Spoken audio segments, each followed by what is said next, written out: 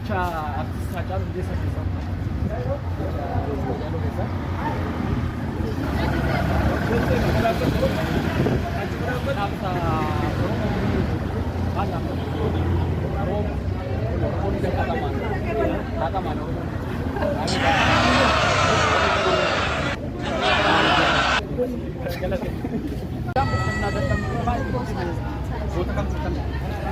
Waaqoo guutuu.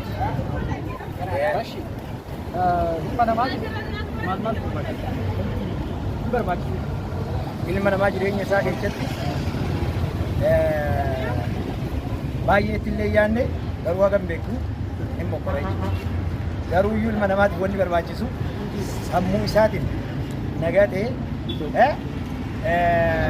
ta'ee bilisa jiraachuu barbaachisaa.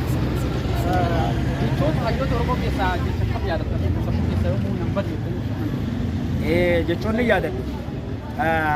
Jecha ani birras jiru nan yaadadha. Kasheen marrashaat illee kaasuu hin danda'u. Akkasumas kan yaadadha.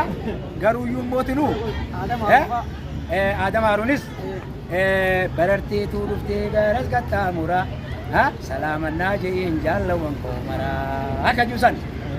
Uummata Oromoo kanaaf maal dhaamtan?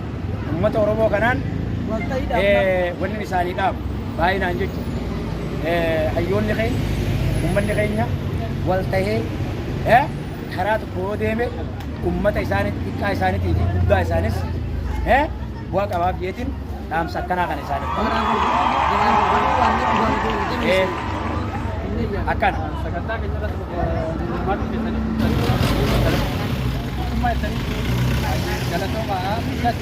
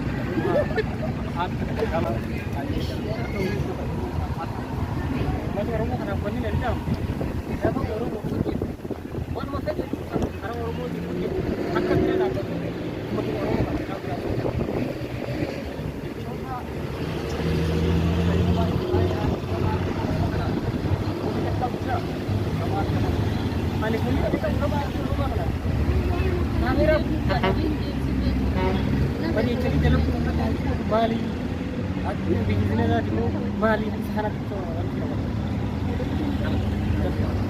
apa tahu